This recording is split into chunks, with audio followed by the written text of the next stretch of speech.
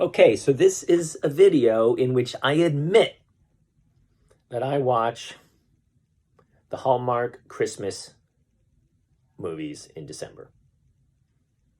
I admit it. I admit that I not only watch these Christmas movies, I watch them almost obsessively. I watch them a lot, like every night.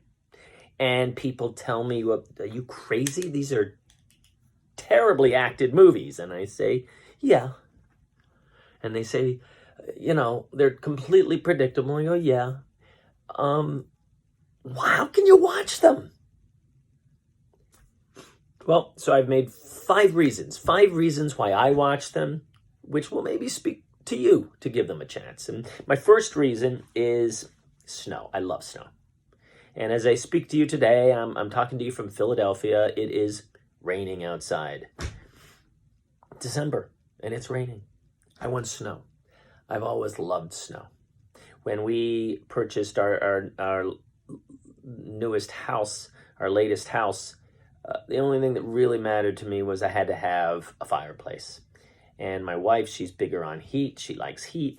I really used to hate heat, especially when I was a practicing attorney and you have to put a suit on every day. And it was miserable, waiting for a train and 95 degrees.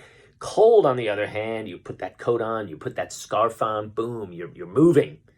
And to me, snow and Christmas come together. I love the combination of snow. I don't want to be in Los Angeles at Christmas time, although it wouldn't make that much difference now. It hasn't snowed in Philadelphia on Christmas for a long, long time. So here's a fantasy world where it's always snowing.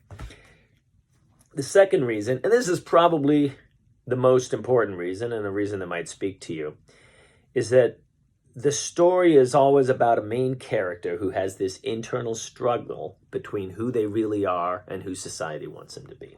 And that's something that I've talked to a lot of people about in my seminars and so forth.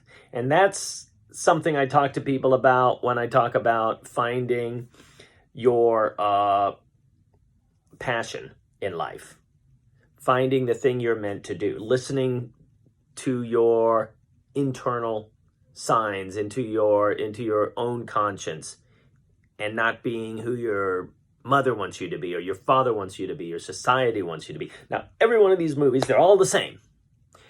And they're all about a woman. And the woman's got a fiance, or a boyfriend that she's been dating for 2 years at least. And he is smug, and he is boring, and he is rich. Every time. And she knows she should marry this guy. Even though he doesn't make her laugh, there's issues. But she pushes him away because she should marry this guy. And she's a type A personality. She does great at her work. The boss loves her. She never rests. She makes lists, and this is who she is. She ends up in a small town.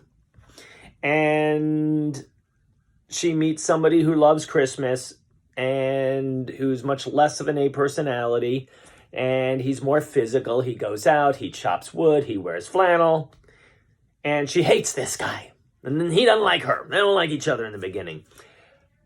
But she's going to realize that this guy and this town opens up a side to her and opens something up inside her which reveals who she really is to herself. Now, that's the important part. Because the people I talk to in my seminars who are unhappy with their life, it's always for the same reason. Excuse me. Always for the same reason. They're doing what they don't want to do.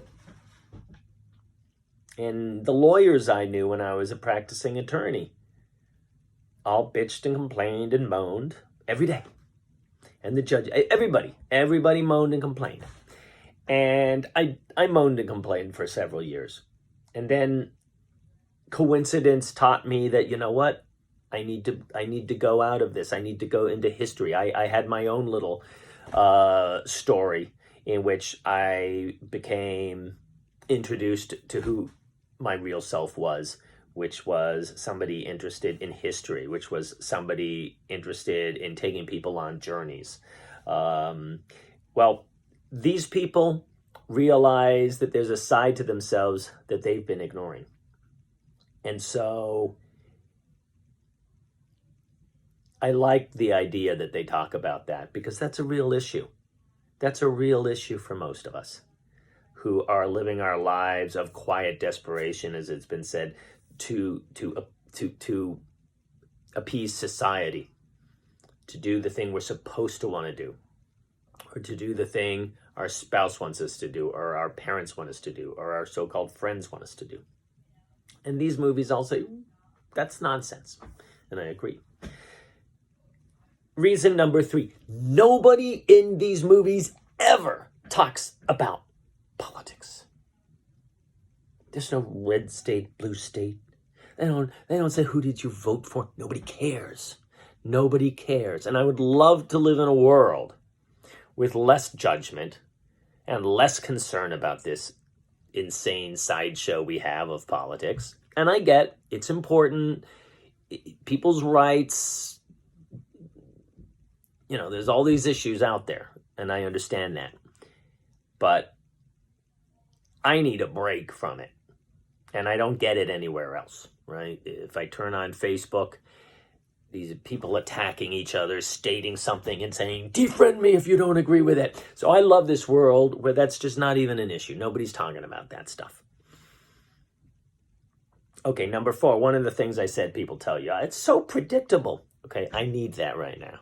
I need that. I enjoy that in December. I'm watching this movie, and I see the smug boyfriend, and I see the nice guy. I don't have to worry. I don't have to worry about a sad ending. It's not happening. She's going to end up with the good guy. She's going to see the truth about the bad guy. And it's just a matter of finding out how we get there. And certainly in 2020, I enjoy that comfort of I could just watch it and I know it's going to work out. And the 5th reason I'm going to give is that these are stories about community, and these are stories about who a true friend is. All of these women who are the main character, they have at least one true friend. And what that means is they have one true friend who seems to know who they really are and who really wants them to do well in their life, who really wants them to be happy. And we don't have that many friends, maybe, in this world. But those are the people we need to lead to. I was reading a Brene Brown book, and she talks about when she was talking to her daughter, and what kind of friends do you trust? And she used this idea of good friends, people who show you they can trust you. Every time they do a little act of kindness, a little thing, you put a marble in the jar. And you have some friends with so many marbles in the jar, you can trust those people. And what you end up with in these movies is you have members of the town and usually one friend, and they're all hoping that she ends up happy, that she does the right thing.